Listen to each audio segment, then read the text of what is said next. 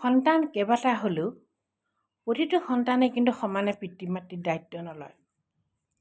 ডাঙৰজনে ডাঙৰ ভাগেই কেতিয়াবা আঁতৰি গুচি যায়, বেছি শিক্ষিত হ'লেও, আৰু তাৰ পাছৰজনেও হয়তো দায়িত্ব ল'বলৈ টান পায়, নিজকে চিনি পায়, পিতৃ মাতৃৰ দায়িত্ব লোৱাৰ কথা ভাবিবই নোৱাৰে, ভাই ভনীৰ দায়িত্ব লোৱাৰ কথা ভাবিব নোৱাৰে।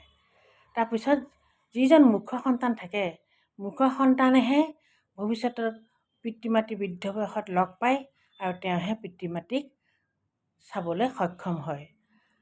হাতত বহুত টকা পইচা থকা সন্তানটো বিপথে যায়, তেওঁৰ পৰাও একো আশা কৰিব নোৱাৰে।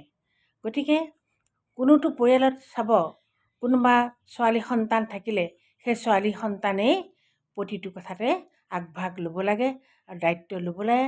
কাৰণ ছোৱালী বেছিভাগ মাকৰ ওচৰতে থাকে, পিতৃ মাতৃ খবৰ বেছি জানে, আৰু ছোৱালীয়ে কেতিয়াও পিতৃ মাতৃক ঠগিবলৈ নিবিচাৰে।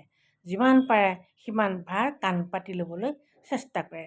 কিন্তু সেই ছোৱালীকো আকৌ ডাঙৰ ককাই ভাইবিলাকে অৱজ্ঞা কৰিব পাৰে, কৰেও। সেইবিলাক কথালৈ কোনো চিন্তা কৰি একো পাৰ নাপায়। আপোনাৰ যদি কেইবাটাও সন্তান, আপুনি সকলোৰে মুঠতে সমানেই আশা নকৰিব। আশা নকৰিলে আপুনি সুখী হৈ থাকিব। বুজি ল'ব, সকলোৰে মন মানসিকতা একেই নহয়।